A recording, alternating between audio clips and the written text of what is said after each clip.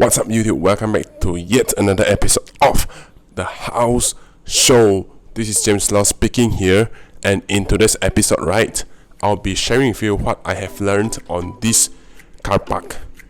In each of a new development, right, the car park would be one of the requirements to complete a development, and there is also a minimum parking requirement that the developer needs to fit in order to develop this development. However, I also heard from the senior saying that this car park will actually be a lot of issues if we don't take it into consideration.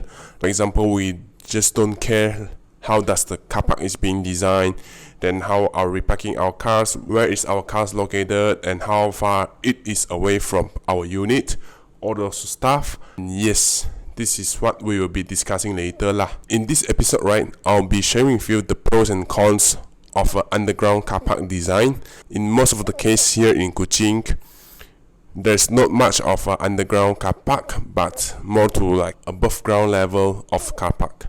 Underground car park is also known as below ground level of car park. The normal car park that we are using every single day, that is considered as an on ground level car park. Sometimes I'm thinking, why would this developer doesn't want to build underground car park in this development? They definitely has insufficient car park, but why they do not want to provide an underground car park? What is the reason behind? Other than underground car park and the on ground level car park, what kind of designs do they have? I realized that there are a few other options of a car park design, which are like end-to-end lots. You go up from the left and then you go all the way. Everything here is the car park. Then if you want to access to the next level, you have to access it from the right. That is what I know as end-to-end car park. The other kind of design for car parks would be having the ramps. For example, 3 of the floors below are for commercial. The residence car park would located at 4th floor and above. Do we as a residents, we need to bypass the 1st, 2nd, 3rd floor, or there is a ramp directly connecting to the 4th floor? I also learned that in bigger kind of developments, which consists of like 30 to 40 levels, the car park that is assigned for the unit owners, which is located at higher floor, the car parks that have allocated is actually further away, which is in the lower basement.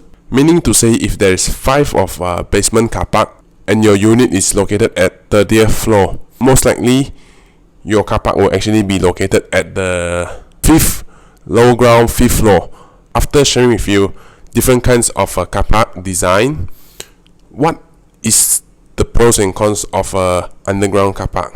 I learned that in order for a developer to construct an underground car park, the cost for the developer to construct an underground car park, it's actually way greater than for them to construct a normal kind of car park, which is on ground level car park. I found out that the main differences in the costing for the underground car park will definitely be the steel structure lah.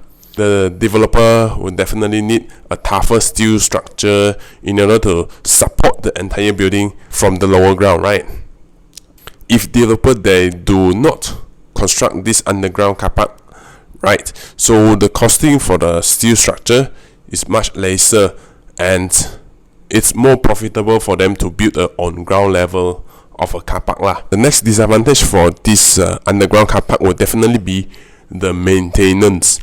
I believe that you have experienced underground car park. The lower we go, the lesser ventilation that we feel, right?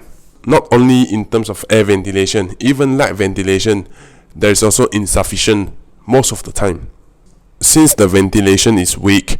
And then in order to provide more safety for the underground car park users, so definitely they will need to switch on the lights, and then maybe they will need to provide some fans in the underground car park for ventilation, air ventilation purposes. If they were to switch on the lights, the fans on the underground car park level, so that definitely will add on into their monthly expenses, which is to their electric. The maintenance for the underground car park is actually higher. Other than light and air ventilation, there is also lack of signal. When you go from lower ground 1 to lower ground 2, lower ground 2 to lower ground 3, the further you go, and then your radio starts to buzz Right, that is mainly due to the fact that there's no signal. That is also the disadvantage of underground car park. After we discuss about the disadvantage for this underground car park, right? So what is actually the advantages of this underground car park, or do they have none?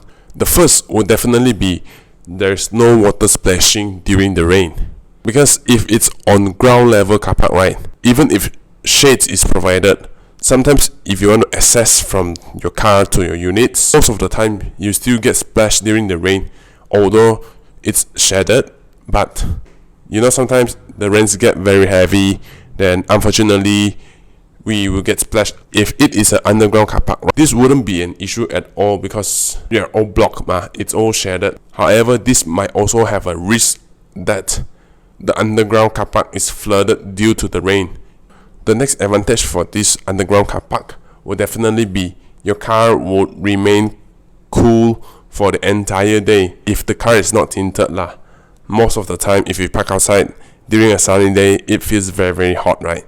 If the car is parked under this basement car park, so we don't have any issue with that lah. So I guess that's all from me for this episode. Once again, this is James Law speaking here. If you think that this episode actually brings you any benefit, remember to like it, share it, and even subscribe to my channel. Thank you for watching till the very end, and I'll see you again in the next episode. See you there.